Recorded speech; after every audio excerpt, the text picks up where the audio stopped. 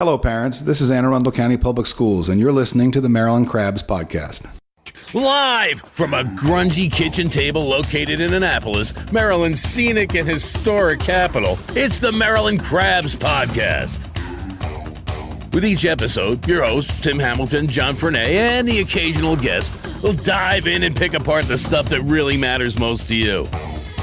We're too lazy to actually solve any of these problems, but we can definitely stir the pot. From schools, politics, parking in the fire lane, to those horrible people who drive BMWs. And here with this week's episode, live from the kitchen table, Tim Hamilton and John Frenay. And we are back. This is the Maryland Crabs. Welcome back to another fun-filled week of laughter, hilarity, and... I'm overselling this, huh? You're drunk. No, I wish. Cheerful? I wish. Don't be cheerful. We don't do cheerful. We do sullen and complaining and cantankerous. Yeah. Welcome back. And to the people that responded to our plea or our request for opinions on the tax situation in Annapolis, thank you very much. The increase. And we're going to turn around and put that all together and figure out something. And if you wanted to be on the podcast, we'll be in touch with you shortly to figure out when's a good time to do that. And we'll go forward with that. And we'll find out what grinds your gears. We will. And it's been a week. Did you get on the woodwind, Tim? I meant to book it, and then I got distracted by something else on the internets.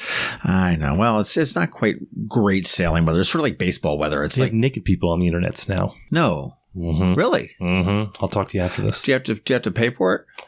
No, but you have to check the box saying you're over 18. That's the truth. Oh, that's sort of like going to the beer websites. Go to Budweiser.com. Are you over 18? You know what I'm thinking about too? I was actually on something the other day, the CAPTCHA, it says, I am not a robot. And it's the little square. And you just click, I am not a robot. And everyone who's scared about artificial intelligence taking over the world, like kind of Skynet situation, if they can't figure out how to click a box, I think we're cool. I think we're okay. Yeah. That's how we're going to protect ourselves against Skynet, is just have a box that you have to click to say you're not a robot. That's true. It's sort of like Walking Dead. I just think if you just tied the shoelaces of all the dead people together, they'd avoid that whole thing, you know? That's true. Just think, people. Think outside the box. The box you have to check to prove you're not a robot. And Tim solving the problems of the world. I want a beer.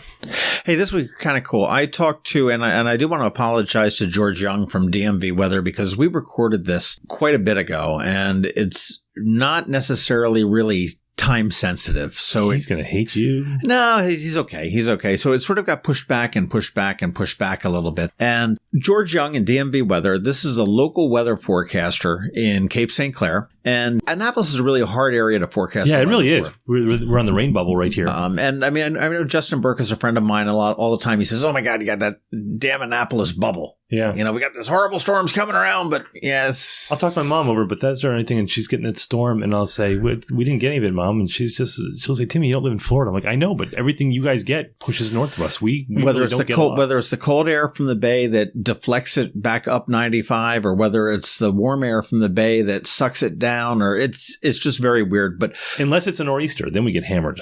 That I know. Well, George has a great story, and we'll get into this, but his house was hit in a major way, almost destroyed in that derecho we had several years ago. 2012. And he's funny. He knows all the dates and everything else, but it's so unusual to have somebody that can forecast local weather. And he does the weather forecasting every day for me at the Annapolis Daily News Brief. He's got a 2-minute weather thing. And what he wants to do ultimately is hold weather people accountable, because we always make the joke. It's like, oh gosh, you can be wrong and still have your job. And yeah, it's going to snow. We're going to say 10 inches. Oh, well, we didn't get anything and everything else. And what he's looking to do, and he believes that everybody has their own little forte of what they're good at. Right. And so if Topper Shutt was good at rain, and Tony Pan was good at such and such, or, the creepy kid living in his grandmom's basement was great with snow amounts, to be able to have a centralized area where you could report this and actually get quantified, saying, okay, well, this guy is great with thunderstorms. This guy's great with... So it's like real clear politics with polling. Is it you get the best of the best? To be able to see exactly where things are. And I think that's kind of a neat idea. It's going to be a little bit hard to get off the ground because George doesn't have an ego, because, he's just sort of a guy broadcasting, if you will, via a podcast. And certainly the creepy guy living in his grandma's basement doesn't have the ego. But you've got the guys that are on television that will be like, oh, no. We've got so much that we need to protect. So I think it's everyone loves their weatherman. I worked in TV news for years, and that was down in New Mexico. And by the way, there are few places that are as easy to work as a weatherman than New Mexico because the weather is the same all the time. It is. What do they do? Record like a month in advance? I know. It was like an LA story. Here, it's Tuesday. It's going to be warm and 84 and sunny. Yeah, it was always sunny. Wednesday's work. I always remember, and it was Bill Eisenhood. He recently died. He was a really nice guy, and I'd go out for dinner break because we did the 6 and the 10, and he'd be there just looking at the sky, just pondering it. I'm like, what? He goes, I can't just figure out what that front's going to do. I said, look, I have no weather training, but I'm going to go ahead and tell you nothing. It's going to be sunny. This is New Mexico. This is not London.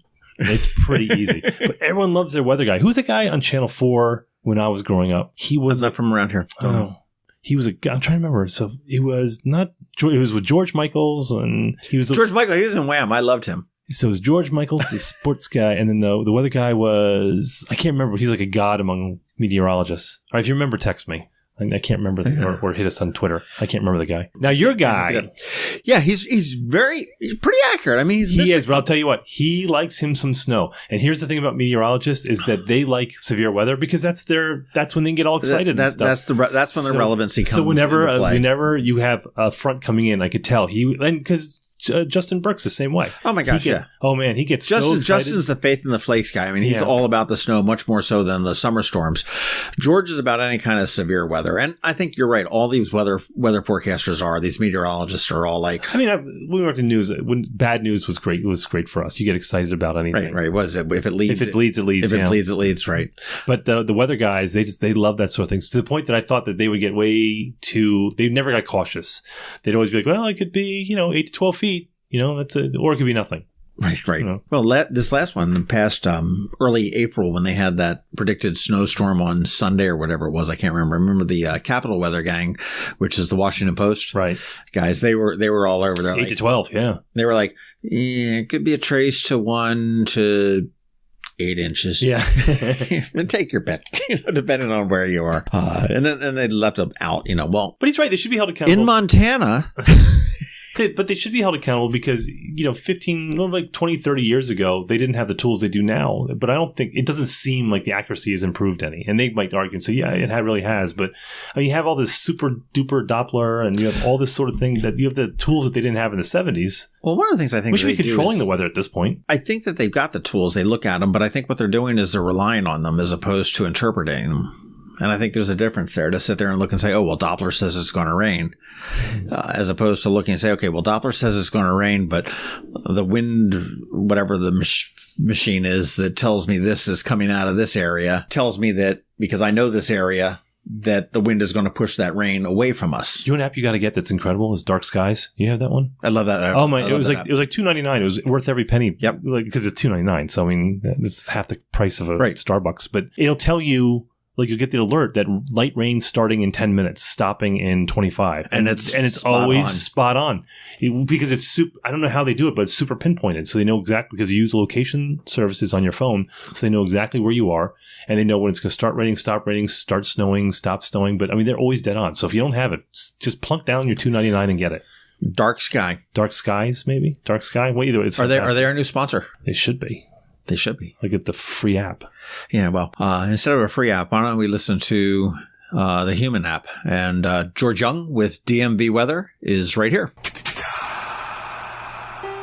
Whether it's Main Street, your street, or any street in the county that we all live in and love and call Anne Arundel, it's a special place.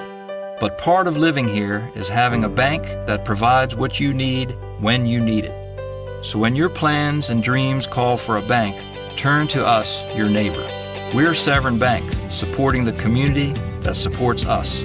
I'm Alan Hyatt, chairman of Severn Bank, and it's our honor to be the bank that serves the people of Anne Arundel County.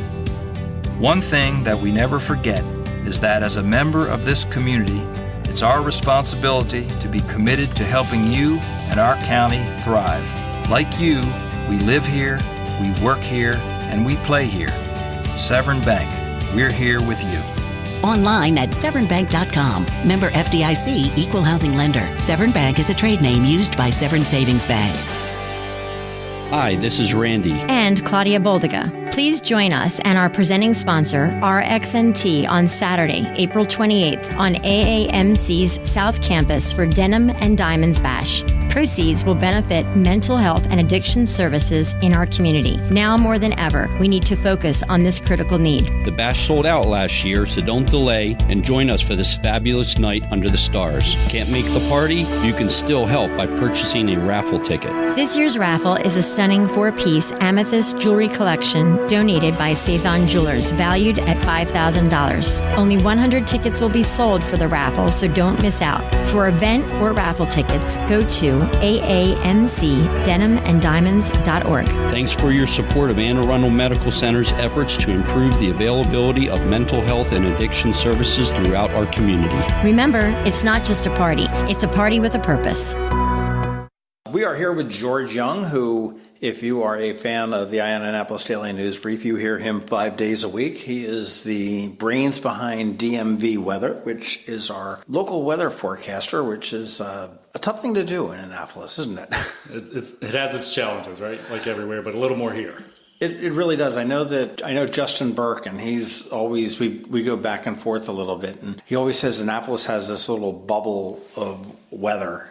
And it's very difficult, really to forecast what's going to do. And I guess it's probably because of a convergence of the land, the cold from the land and the warmth of the water from the bay, and the ocean is not that far away. That's it. Yeah, so that's it. And it goes both ways, right? Sometimes the bay is warmer, and obviously in the warmer months, and we get a different effect. And we see in the wintertime where the water's still in the upper 40s.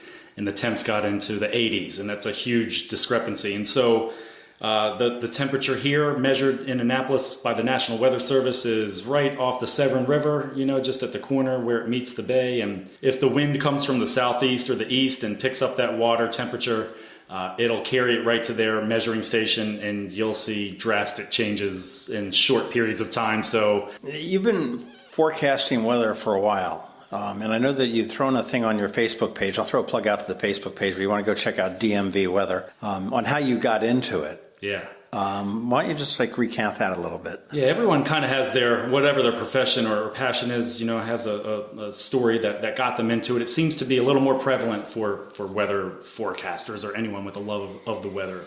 And so it goes back to we just passed the anniversary of the President's Day blizzard around here, known as PD1, or the first President's Day blizzard, was 1979, and that was a storm that was forecast to really miss to the south of the Annapolis, D.C., Baltimore region. And did that get all up and down the East Coast?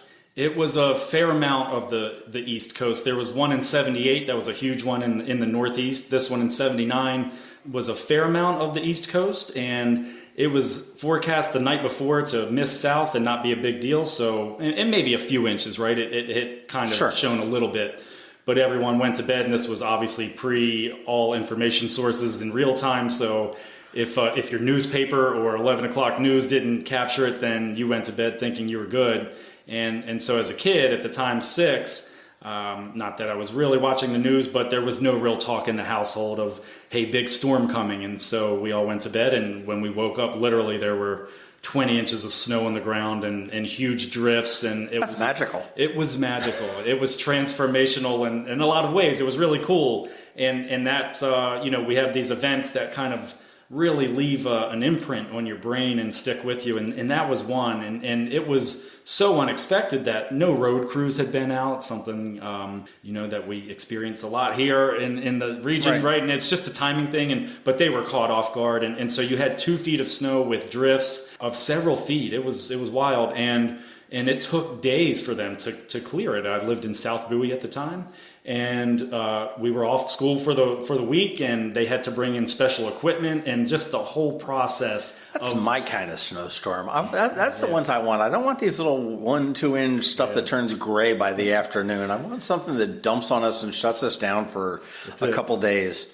So that was the one that kind of just shifted me into, okay, this is magical. And really from there, I had this plan of I'm going to become a meteorologist and forecast the weather, and it never really wavered. And just every weather event from that point forward was the same kind of magical quality, and I could just recite them. I mean, there was the 82 snowstorm that was not a huge snowstorm, but was predicted to be a big rainstorm, and that caused the Air Florida Flight 90 crash into the 14th Street Bridge in D.C. And then there were the blizzards in 83 and 87, and then the snowstorm, the Veterans Day snowstorm in 1987, another wildly unpredicted thing that, might have been rain showers or snow showers in the morning. And it just blew up. I mean, things happen sometimes, and we ended up with 16 inches of snow by 6 o'clock that night for something that started in the morning. And it was just this series of magical things that just kept reminding me, you can predict all you want, but this weather thing is pretty cool, so look into it. And so it's funny to see your passion for it, because you're rattling off these dates like off the back of your hand, and it's like, oh yeah, well, the 78 storm, and I have never been one like that. My mother was like that. She was like, oh, I remember when Agnes came, and and that hurricane hit in such and such a year, and it's just something that doesn't really affect me. I certainly know I love a good storm, and I know roughly about when the time. I remember my senior year in high school was a big one up in Connecticut, and we had just giant snow drifts, that's why I asked about that 1978 storm. We haven't seen much here. We haven't seen much, and the forecast was for it to be pretty much a normal to slightly below normal. That was the general idea. It's and the normal forecast for the area basically is a little bit of snow and a lot of panic, right? A little bit of snow and a lot of panic. On average, it's maybe 12 to 15 inches per year. And look, let's face it, you get that with a lot of 1 and 2 inch systems, and then you usually have we usually get a good 3 to 5 inch, or maybe 1/6 or so. So it adds up on average, and average is such a tricky thing to even talk about, because that's 3 years of terrible snows with 1 year of 2 blizzards and a pretty good snow, and then you have this numerical thing that almost kind of misguides you along the way, thinking, oh, that was below average or above average. But the expectation based on synoptic events, it was just the warmer waters in the Pacific, and it was an El Nino or La Nina kind of thing, and whatever that translates to. It's not something you can use to pin down exact numbers, but okay, it's probably going to dictate some storm patterns that go to maybe our northwest a lot. And we've seen that, a lot of Clipper-style storms. So it generally has played out the way we expected. We forecast probably a 10 or 12-inch season this year, and it's not far off of that. Long-term forecasting is guesswork. It's what do I think it's going to be, and let's just see how it ends up, because you can put some science to it, but the science behind our numbers was statistical analysis and not meteorological components. I imagine there's just so much that can affect it. There's so much that can affect it. And let's face it, it takes just one small window of the right conditions to produce something that throws off the numbers one way or the other. And so one storm that just comes up from the right direction, in which there's enough cold air, we could have 10 or 15 inches of snow. It is what it is, right? And so if it all comes together and works out, then you have this large number, and your whole number could be skewed for the entire season. A little bit of bipolar Maryland weather. Bipolar weather just takes the one, and that's really the gist of our winter weather around here, which is why everyone's always so hopeful and cynical at the same time, because most things don't pan out, but there's always the one thing that does pan out. So here we sit on the 24th of February with a weak winter so far in terms of snowfall, and there's still time on the clock. Right? There's still hope. There's still March ahead, and the models show some things out there, so we watch and wait. Well, your weather and summer can be just as challenging as well. I know I've seen in the past, and I don't remember how many years ago it is, but I'm sure you'll throw that date right out at me, when there was a bad thunderstorm, and it wasn't the derecho, which I am still convinced that meteorologists invented that word because they got caught with their pants down. And they said, okay, we don't know what the hell happened. So, it was a roll the dice. Reco, Spanish word. Let's choose one of those. But this thunderstorm came over and capsized one of the water taxis up in Baltimore. It came out of the west and caught everybody by surprise. Sure did. Certainly there were some storms recently in Annapolis that had capsized a couple of sailboats that were out there. And the Annapolis area, and I will say that, we've partnered with the Annapolis Daily News Brief pretty much since we launched in September. Your big thing is your accuracy, and we're going to get into that in a little bit, and getting I wouldn't say a competition, but you have been, you pride yourself on your accuracy. You pride yourself on knowing or admitting when you screw it up, and it's not that you screwed it up or you just called it wrong. Sure. But you have been eerily accurate now, going on 4, 5, 6 months. About 6 months. So how, with the summer, okay, we've got the storms that will come up the bay. We'll have the storms that will come in from the west. We've got, again, I imagine the two different temperatures. You've got, cooler water, warmer land. Yeah, it has been a good winter in fall. It's been pretty accurate. It's worked out. So far so good. Now the temperatures we forecast and we measure against the actuals, and so the reality is it's way easier, I guess would be an easy way to put it, to be accurate in the summer months, because the way the earth is set up and the heating of the sun on a more predominant basis, things just don't change that much. So you're not going to get a huge fluctuation like we had earlier this week, where we went from 80s down to 40s within a couple of days. The air masses just don't change position that much. So accuracy levels go down regardless of whether it's Annapolis, which is a bipolar kind of place with things that swing by the hour, or at BWI or DC, wherever in the region. Your overall accuracy goes down just because of the movement of air masses in the fall, winter, and spring, but mainly in the fall and kind of late winter as we're now getting into spring. So, but it doesn't really drop off the table is my point. So you'll see some fluctuations in our accuracy numbers,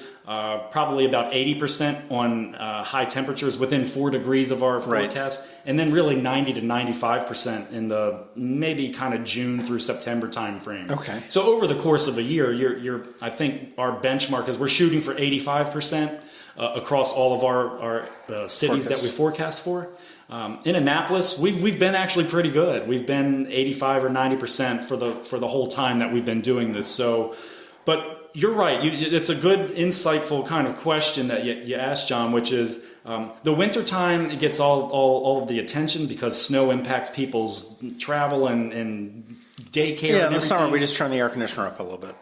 But the reality is the more important weather events really are from the spring through the fall with thunderstorms. They're just the most dangerous. So the where it all gets lost in the shuffle is they're daily. So everyone gets tired of the same drum being beaten on a daily basis. Watch out for thunderstorms, severe weather possible. It's really the same message, but it's incredibly important because we just don't get lightning and downbursts with 60 to 80 mile. That doesn't happen in the winter. It's way more foreseeable, generally speaking. So the more important time to be accurate, if you had to kind of classify them, really is with thunderstorm season. Well, the thunderstorms and the derecho was a big ass thunderstorm that came through here. Thunderstorms, we see them all the time in the summer. I mean, and I think how dangerous are they? Yeah. I mean, I know when it thunders, my dog runs and pees on the floor. Yeah. And that's they all have the same potential as the general kind of premise to go by. So once a thunderstorm forms, these certain dynamics kick in, right? And so there's this rising air and then the convection occurs. And so they all have the potential. Certain situations have more potential than others, but any thunderstorm ultimately has the same potential as any other thunderstorm, which is you can have fallen trees, you can have cloud to ground lightning, you can have all kinds of issues with heavy rainfall, so flash flooding. So they're dangerous. You can't take back being struck by lightning. You can't take back when a tree falls on your house. Sometimes you get lucky and sometimes it works out, but you can't take it back. So you really just have to kind of know where they are and know where you're going to go in case they kind of come over your area. Otherwise, you just get caught in a situation that you didn't expect it. Well, I will reiterate a lot of what the emergency preparedness people in the county and the city both say all the time, since we are somewhat leading into spring at the time that we're recording this. But, if you're ever caught into a flash flood, if you see moving water or even standing water on the road, don't ever drive through it because you don't know how deep it is, and B, you don't know how strong it is, and it doesn't take much. Believe it or not, even though you're driving a car that weighs a couple tons, it doesn't take much to sweep it off the road or wherever it may go. That's right. So thunderstorms, so you have to watch for all of it. And so one thing we've added recently by design is a really powerful interactive radar satellite weather map tool to our website and to our app. So our website at dmvweather.com and our app is DCMDVA Weather in Apple App Store or Google Play Store. Okay, so why is it like DCMDVA and not DMV? Yeah, so we submitted DMV That's pretty Weather. stupid. We submitted it and it got rejected because they thought we were taking over the Department of Motor Vehicles. Well, I said, you got my vote for taking it over. I mean, I've been there. They're right for taking over. So Google actually allowed it. Apple said, no, you can't do it because you're going to benefit from their name recognition. Okay, so then I came back with DCMDVA Weather, and that's where it stands now. And then you just kept the same for the apps? So that's it for the app, right? I mean, that's and for Google too. It's just make them the same. And so ultimately, I think there's a way to circle back. If I get written approval from the Department of Motor Vehicles to use DMV, since it's DMV Weather, then I could submit that to Apple and Google, and that's my out, and then I can be approved for DMV Weather as the app name. I'm probably going to look into that in the spring and summer. I just went away from it when they rejected it initially.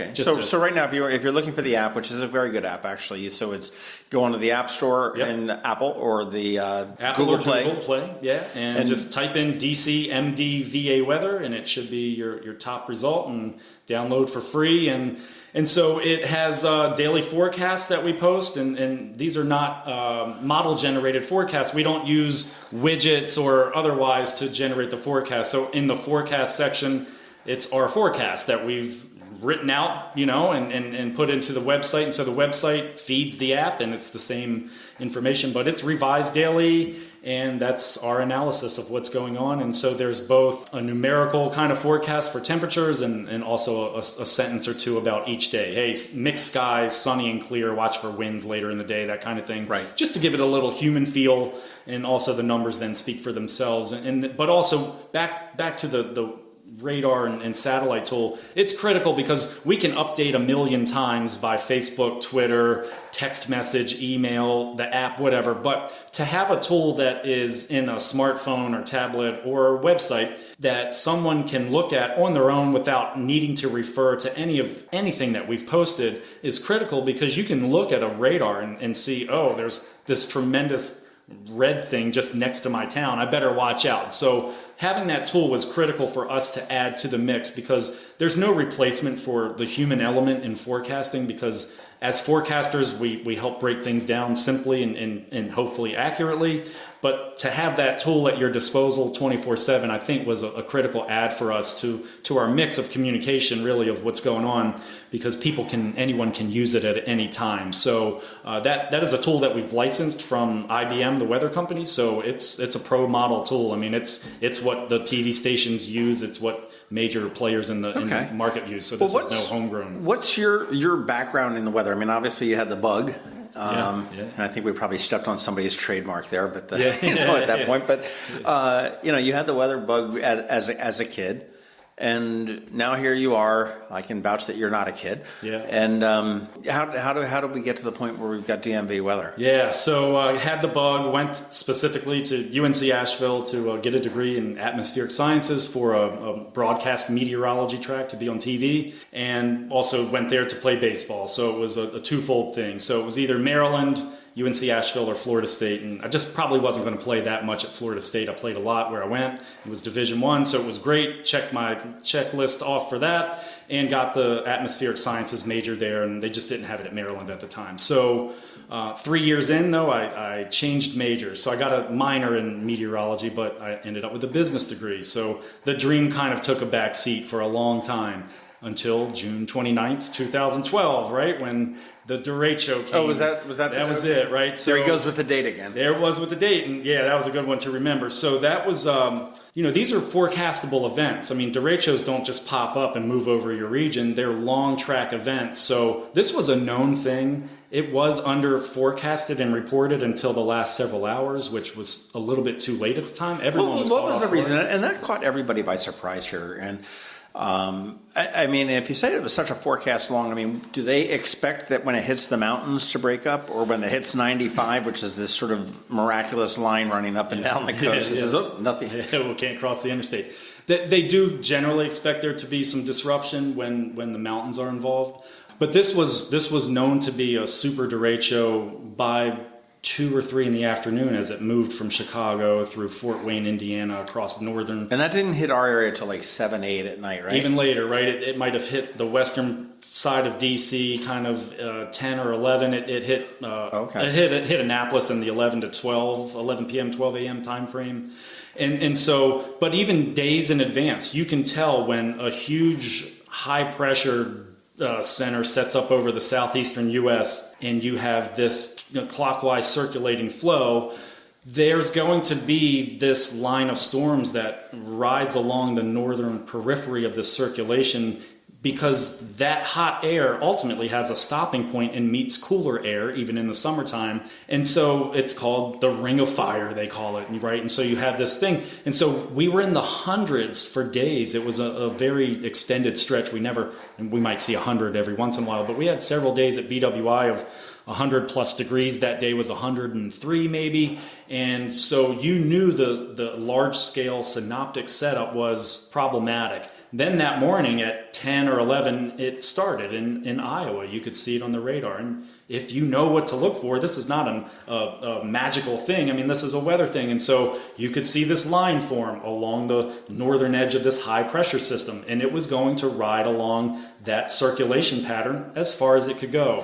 And so it then hit Chicago or went through, and then it really hit Fort Wayne, Indiana. I mean, 80, 90, 100 mile an hour winds, and it just kept going. The alarm should have been sounded at noon or 2, like, hey, watch out. And it really wasn't until probably maybe the 6 or 7 news, if that, but maybe then started to hit social media in the 7 to 8 time frame. But it was a Friday night. There was a lot going on. It was summertime. People aren't, and I see it with DMV Weather. You can post things all day long, Monday through Thursday, and the response is greater than Friday night and Saturday with kids' sport. There's just times where people tune out. Not everyone's staring at the radar all day long, right? So.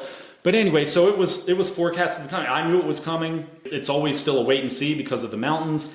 And so nighttime hit, and I was watching the Orioles game, wife, and we had 2 young kids at the time, and 2 and 3, and they're asleep. And so ultimately by maybe 10 or 10:30, I even kind of faded out on the couch, and the Orioles game was on, and I fell asleep, right? And as soon as it hit, and I was in Cape St. Clair, and as soon as it hit, the wind was so immediately intense, and I knew what was coming, that as soon as it hit, I heard it and woke up, went right upstairs, and then my wife was with one of our kids. And again, when you have 2 and 3 year olds, the last thing you want to do is wake them up. It's taken you 2 to 3 years to get them to sleep, right? And so the last thing you want to do, even for a derecho, is wake them up. But I knew what the deal was. I looked outside for 2 seconds, ran right upstairs, and said, hey, this is the real deal. She's probably heard it from me a million times already at that point. This is the real deal. Are you sure? Yes, I'm sure. For real this time. We really need to. So what, you had a basement? We had a basement, and so, it was a joint decision. Hey, just take one more look. The kids are sleeping. We finally got them to sleep. Okay, I'll be right back. Let me go down and just take one more peek outside. And so I went down, in a split level house. So I'm in the front looking out the front window, and it's just going crazy outside. And part of me is just, finally, this is what I've been waiting my whole life for. Something major is about to happen. But it was super dark. And then the power had gone out as soon as I went downstairs. It was quick. And so you can't see anything. And if you've I've never been in anything before that or since then that was like that. But when it gets that dark and becomes that noisy, your equilibrium and your senses get thrown off even in your own home. And you really have no depth perception or anything. So the only way you could see was when it would flash lightning. And there was a lot of lightning. So the lightning would flash and I could see what was going on. They would go away and come back. And the last time it flashed, it was an extended flash, and I saw everything just kind of going upwards. And I knew what that meant was there was about to be a downburst. And the only thing that has me in front of this microphone today is the fact that the lightning went away, and I could no longer see what I was seeing, but I had seen enough. So as soon as the lightning stopped, I took one step away from the front window and yelled. I had no time to get upstairs. I just yelled, "Get the kids now." And as soon as I said the word now, the whole house shook. And But it again, disoriented in terms of what happened. It was so loud and dark and confusing. And how shook for a lightning strike, thunder? It shook for something major occurring. You know, I had no clue, so I just froze. I just stood there, and it was silent. And I had no clue. It was so dark, I didn't know what was literally right in front of me or next to me. And then I looked around, and then I could feel rain falling on me from in my family room. And I thought, well, that doesn't make sense. And so you go through this process of things don't make sense. What am I really dealing with? So dark, I can't see anything. There's no anything. Then the lightning would flash, and I can see the lightning. So I looked up, and there's no roof above me. Oh, okay. Well, there's a tree laying literally right next to me, a 36-inch diameter tree. And there's another one just to the left of my head, and it's still really quiet. And I can see kind of the street now, so there's no front of my house either. I don't really know what I'm dealing with, but I'm not moving. My brain went into fight or flight mode, and it was kind of in maybe a third option of lockdown mode, just don't move. And then I heard screaming from upstairs, oh my God, oh my God. And that literally was a snap you out of the moment. Woke you up and so I then launched forward, not seeing where I was going, and I had lots of trees to crawl under and over and duck, and I barely could squeeze up the steps, and ran up the steps, and there was my wife. We're divorced now, but at the time my wife was standing there with my 3-year-old, and they're just standing at the end of the hallway. And I said, well, what's going on? Knowing that they have no clue what just happened where I was. Right. And everything looked okay where they were. I said, what are you screaming for? And so here's another weird thing where you just have this odd conversation in the midst of chaos. And she said, well, we can't find Lainey. And I said, well, she's standing there with Josie. Lainey was in this other bedroom. What do you mean you can't find Lainey? And this is the front of the house where I was too, but the second floor. She's not in her bed. I said, well, where was she? Well, she was in her bed, but something happened. And I turned and looked, and that room had no roof and no front wall. And I'm looking at the street, and I went, oh, okay, let's walk in there and try to find her. And so the room was just a debris pile. So I looked to where her bed was, and it just was under several feet of everything, whatever you could, the 2x4s and drywall and insulation. And the only thing we're seeing is based on the lightning still, but there was so much, it was giving us some clue. So I just dug down to the bottom of the pile, which probably was close to chest high or high, a little bit higher.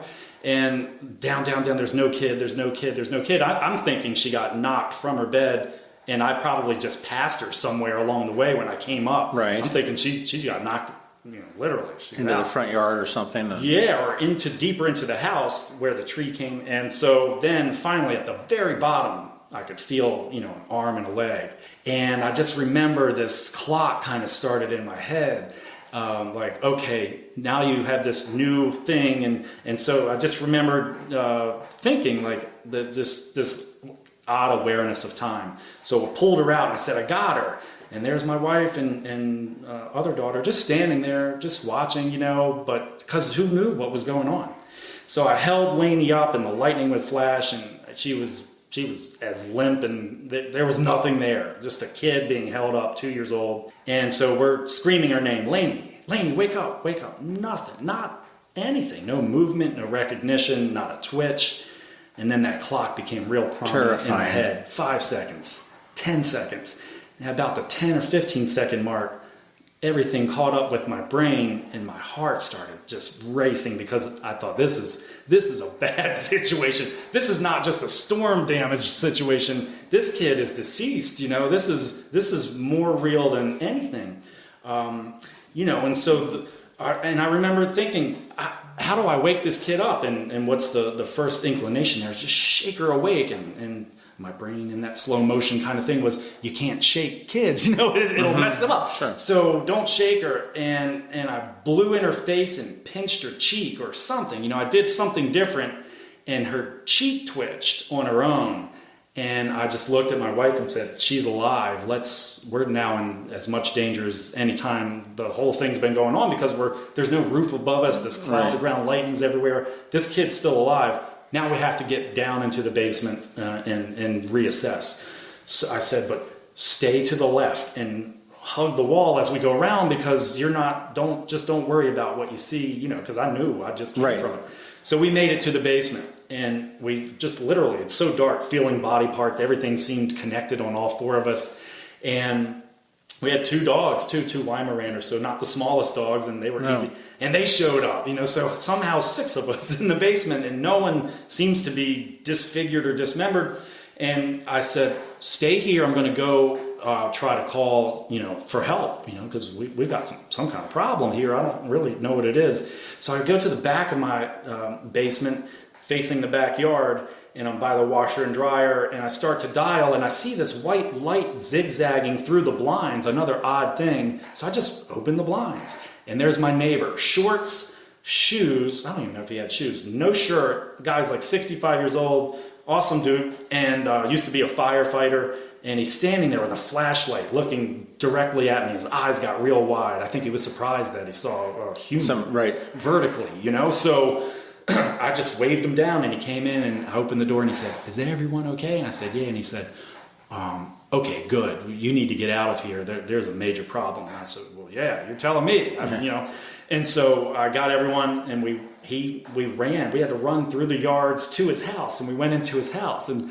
really, in hindsight, the most dangerous part of the whole thing was running through, because the limbs and trees, everything was falling around us while the storm was going on. It probably went on for another 30 minutes to an hour. I mean, it just kept going. And here we were in his house. I was super, then everything caught up to me. I was tweaked by the whole thing, because I knew I had just had a tree land next to me. And then the thing with our daughter, and they were like, what's wrong? Why are you pacing? And a few beers were consumed as help in the moment. And so, long story short, the next morning, 8 o'clock or 7 finally rolled around, and the sun came up, and I said, you ready to go see what this is all about? And when we all emerged and went to the front, everyone was in disbelief at what they were looking at, which was just this mangled house where no one was even scratched somehow. And I had known it really was a problem.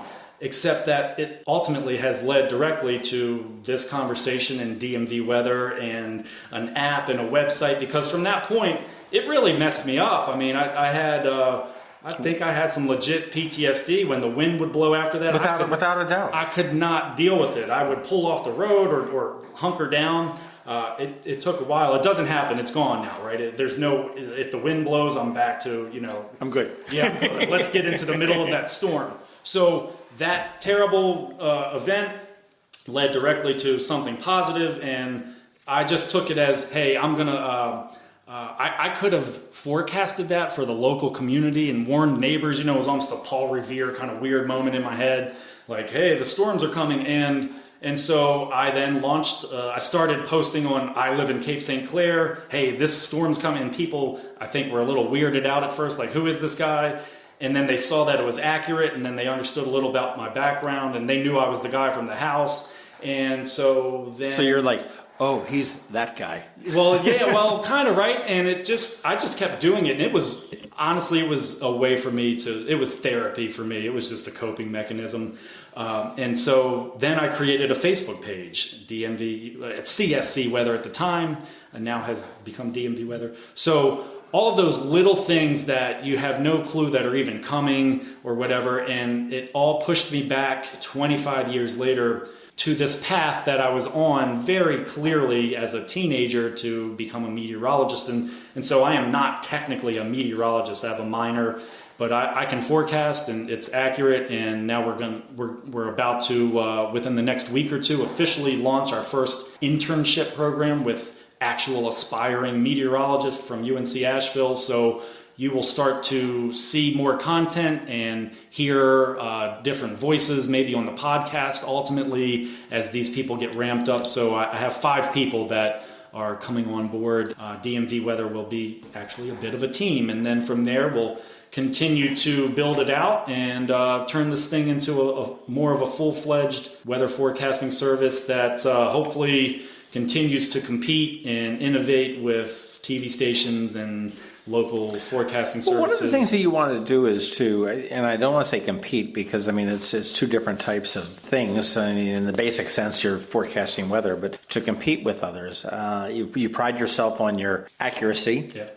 sometimes you see, meteorologists on TV, they're backtracking and this and that and whatnot. One thing that you had said to me way back in September when we first met was that, it doesn't matter whether you're the fancy meteorologist with all the degrees on ABC in New York or Fox News or whatever the heck it is, or the guy that's living in grandmom's basement, as long as you're accurate and you can back it up. That's it. Yeah, that's it. So, and we've done that, right? And so that part of the equation has been kind of proven out. Yeah, so we will try to kind of reinvent and redefine how this industry operates, which is we want the standard to be that everyone posts their forecasts and then has them measured objectively against actual measurements, and that there's a public-facing accuracy rating for all forecasters, just like there would be for anything, right? For Wall Street, they present numbers for corporations. Sure. This is how they performed. And in most jobs, there's, hey, your review, right? This is how you did. In sales, hey, you met your number or you didn't. It's objective. Well, that's the old joke. It's like, gosh, I want to be a meteorologist when I grow up because I can be wrong most of the time and still get paid. Very much, right? And that is totally understandable because there's no objective measurement system in place. There's no performance rating, right? And so the end game here is through the entity that really is the company that DMV Weather is a division of something called Weather Informant. So two separate things. One's forecasting. Weather Informant is going to be geared toward capturing forecasters' actual forecasts for high and low temps, for snowfall. There's only so many things you can, and people only care about really so many things that who cares if it was 18 or 21 mile per hour winds? I mean, it's indiscernible to the person.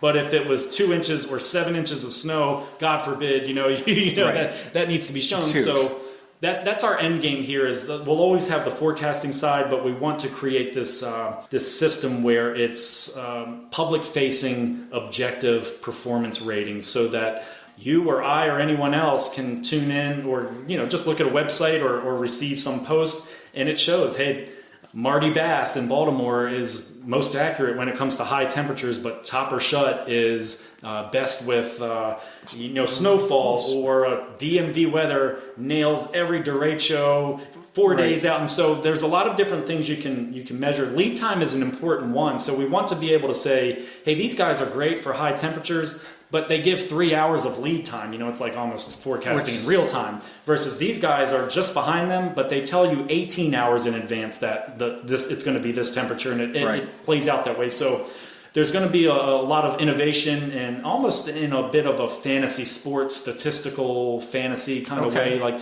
we just want to use statistics just like in real sports now. Hey, with a 2-0 count on a Tuesday night when it's cloudy and the breeze is from the west, the Orioles hit 300. It gets a little crazy sometimes, but there's not enough of it right now in the industry. And so that is our end game. It's going to require a lot of hard work this year to build an interface that's web-based, where people, it's easy to build a simple one. We want to build it a little more responsive. So that's able to do it. Well, you're continuing to grow. DMV, and I'm somewhat of a transplant to Maryland, and DMV to me still is Delaware, Maryland, and Virginia. So DMV defined is and we didn't make it up. Or the Delmarva Peninsula. Yeah, right. But it's D.C., Maryland, which is really central Maryland, and northern Virginia, right? And so we don't do the three counties that are kind of way to the east, which is, and we'll add in beach forecasts and stuff, but we don't forecast on a daily basis for whatever those counties are. Wicomico, and no one ever remembers. And then to the west, from really like Allegheny just west of Frederick, right? So once you get to Washington, and then Cumberland and western Maryland. So we're not doing the east and west, but it's everything else from Fredericksburg, Virginia. That's the bottom of the zone, all the way to the Maryland, Pennsylvania line, right? And so Annapolis, Baltimore, Dulles, and D.C., we use those four because they have National Weather Service measuring stations. There are others. We'll probably start to add on a daily basis forecasting for Frederick and Bel Air, and just filling in more areas. You've also connected with the Alexandria Citizen, which is a website not too dissimilar from Ion Annapolis, down in Alexandria, just outside of D.C. And Lee Hernley, I've met him a couple different times, and you're now doing forecasting for the Alexandria Citizen. That's it. So we started with Eye on Annapolis as part of our strategy in 2017. Let's connect with just a few online media sources and kind of perfect our craft. And yours was a great opportunity because you were that irritating Twitter guy. It was daily. Yeah, that's right. It was daily forecasting with you, and also the ability to do a 5-day-a-week podcast. So that's great. And so we added the same thing with Alexandria Citizen. That's a weekly podcast. And so now the big push for 2018 is to have one in each of our 4 kind of core cities. So Annapolis, Baltimore, DC. So Alexandria kind of fits the bill for DC. Sure. So we really want one for Northern Virginia and Baltimore. So I met with someone last night actually for the Baltimore one. Hopefully that plays out. I won't talk about it until it does to jinx it.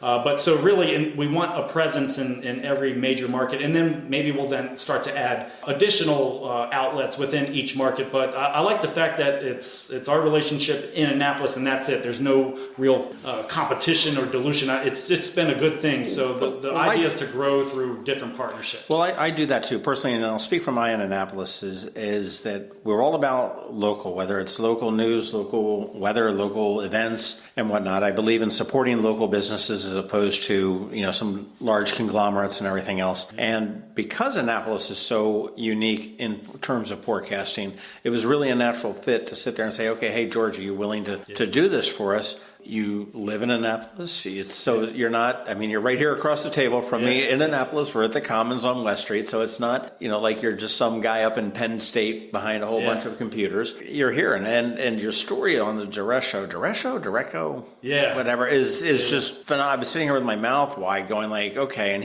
I was tempted to interrupt you in the middle of going, okay, spoiler. It ends good. Yeah. We couldn't find my kid. There was a tree on top of her bed. It was like, oh my God. But I want to thank you for, certainly for forecasting. And you can learn more about George at your website, dmvweather.com. You can subscribe. You can pick up the app at DEMDVA Weather. Yep. On the Google Play or the Apple App Store. Yeah. And certainly you can hear him weekly on the Alexandria Citizen podcast, and you can hear him daily at 7 a.m. on the Eye on Annapolis Daily News Brief. And we missed one day, I think. I think there was one day, but yeah. I think you missed one day, and another day I put the wrong one in. I get a call from George going, hey, what the hell were you thinking? And remember, the upside was the forecast was almost the same thing. So right. It was still accurate. It wasn't too bad. But no, we do coordinate this. We're always in touch. If weather is iffy, George will call me up and say, hey, I need to wait until the very last minute. And so what you're getting is very accurate for the Annapolis area. It's very up to date and it's very current. So unless I screw it up, but then then that's on me, not on. That doesn't count against your accuracy when I screw it up. But George Young, thank you very much for coming in. It's been a pleasure to talk to you and learn more about it. And wow, that derecho story was unbelievable, intense. Hey, one more note on that note is derechos around here on average, they actually do hit every 4 to 5 years, not of that size and strength, but so the parting shot here is we're due for one this year, so stay tuned. We were due for 20 inches of snow too. True. Thank you, John. And that was George Young with DMV Weather. And you can catch him every Monday through Friday at 7 a.m. on the Eye on Annapolis Daily News Brief. How was that for a good segue and a plug? During the break there, I was telling him how much I liked it, and I hate complimenting you. So it is actually really good. I listen to it every morning. Yeah, George is really good with the accuracy. He knows the area. It's specific to Annapolis and Anne Arundel County. And I think we talked about it, but you remember a couple years ago when the water taxi in Baltimore capsized. Oh yeah, because that storm came out of nowhere. That was a long time ago. That was probably 3 or 4 years ago. I thought it was much longer than that.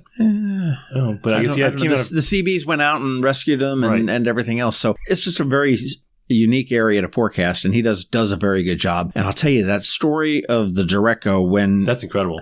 I can't think of a more... That was the worst storm I ever saw here, including hurricanes. I've never seen a storm as bad as that derecho. I agree. Was. That was what? That was like That's June 30th. Derecho or derecho? Derecho. It was June 30th, 2012. I remember because I just started consulting and the power went out for 6 days. So we stayed at a friend's house over in Chesapeake Harbor because she had this great apartment. And I slammed my foot and broke my toe against her bed. That's how I remember it.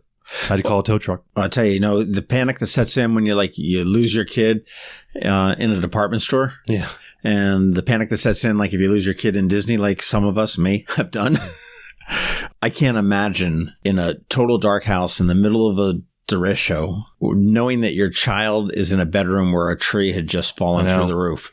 And, to find her there, to get her out and safely, is just, wow. People forget what that was like. It was like a hurricane combined with a tornado.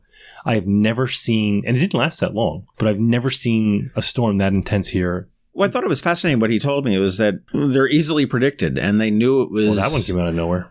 He said, no, it didn't. He said it was, you could see... They kept it quiet. You could see it, but nobody wanted to call it. And the intensity is what's difficult to predict. But the way it was lined up over in the Midwest, you could see that it was just coming there. That line. The whole question is whether it's going to come across the mountains. What are the mountains? Appalachians? Yeah. Yeah. Appalachian Mountains. Yeah. And break out or not. You see, all our weather comes from the Tennessee Valley. So ours comes from, Kentucky, Tennessee, into Virginia, up this way. Right, and shoots up. Yeah, whereas if you're in kind of north, like if you're in Pennsylvania, a little bit west of Philly, all that comes from like the Great Lakes. Right. So they kind of collide over Jersey. That's the proverbial lake effect. It is a lake effect, yeah. We don't get that here. All our stuff comes from the Tennessee River Valley, and that comes up this way, so you can see when it's coming. Now, I remember it was probably 1998, I think. Yeah, it was 98, I think, or 99, and there was that storm that came out of nowhere. Remember that? There was a snowstorm that was that line that stretched from like Georgia all the way up to Maine, and it just followed kind of parallel to the Appalachian Mountains,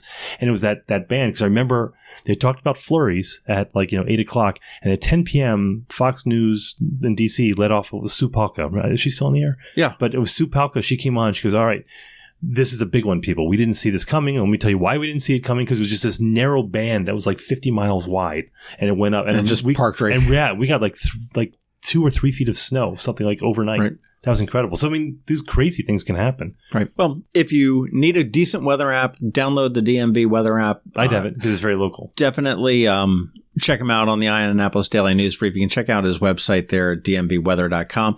And he'll give George a listen. He's got good information. He's not always 100%, but none of the meteorologists are. And you listen to him every morning when you listen to the Annapolis Daily Briefing on Alexa. I can't say it loud because your Alexa will start talking. Oh, that's right. Yeah, it'll start talking. It's obnoxious, but I listen every morning. That machine that's manufactured by Amazon. Right. Where you say, hello, first name. Alexa. But yeah, and if you are still interested in jumping in on the Gavin tax conversation, still send us an email. Yeah, info@themarylandcrabs.com, or you can find us on Facebook. We have a group and we have a page, The Maryland Crabs, and you can send us a message there or post something there. You can find us on Twitter @MDCrabsPodcast. You can subscribe to us at Google Play and Apple Podcasts, and you want to rate us, and you want to review us, and you want to do all those things. You want to make sure you We should do a contest of some sort. Yeah, let's do a contest. Yeah, first prize would be lunch with John. All right. Second prize would be 2 lunches with John. All right, here's the deal. First 5 people that put first 5 people that put reviews up on Apple Podcasts, which is iTunes. Right. And in your review, put the word, what's the code word? Elephant.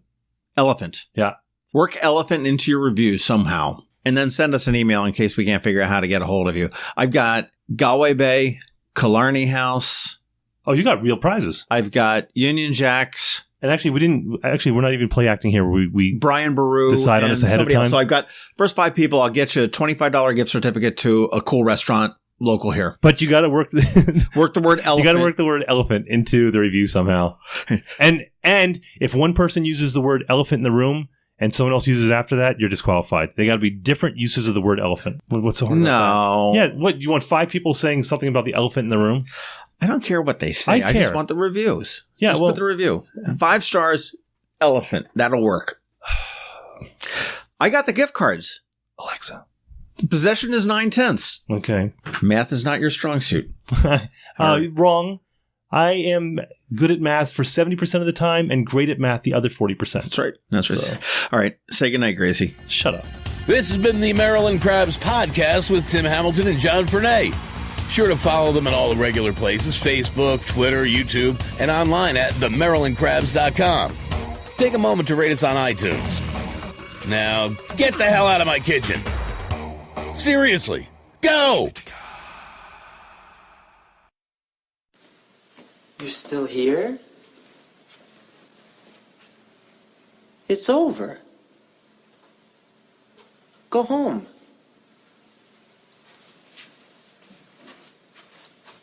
Go.